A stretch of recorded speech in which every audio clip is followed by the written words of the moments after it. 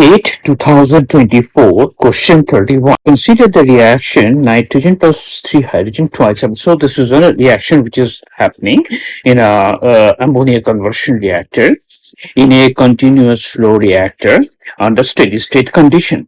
The component flow rates are already given, so these are my component flow rates. So what it is saying is the fractional conversion of hydrogen 0.60. We have to find out the outlet flow rate of nitrogen. So how do you do that? This is a very easy problem. We know the fractional conversion is defined by this relationship, which is this is the moles entering, this is the moles going out. Again, this is moles entering. So for hydrogen, this is 0.60. So we can write 0.60.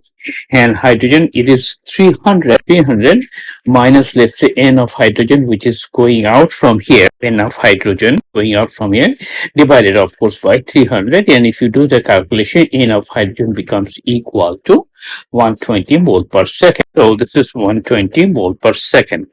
But we have to find out the moles of nitrogen going out from the reactor. For that, we have to calculate the extent of reaction. So the extent of reaction is defined as moles going out minus moles coming in divided by the stoichiometric coefficient. And also important factor is this remains constant for all species.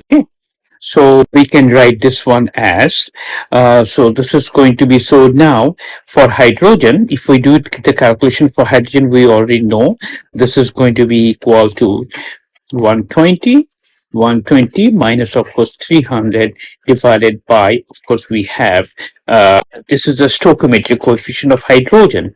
So we are doing it for hydrogen. So what is the stoichiometric coefficient? We know this is for -1, this is -3, and this is +2. Okay. So for stoichiometric coefficient for hydrogen is -3. So this value is going to be -3. This value is going to be equal to 120, which we have seen right now. And this value we know is equal to 300 right now.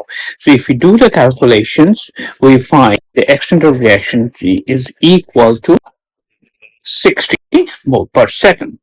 Now, the important thing is that this value of Xi, that remains constant, same for all species. That means whatever is the value of hydrogen, it's the same value for nitrogen, same for ammonia, etc. Okay. So now we use this one for calculating for the nitrogen.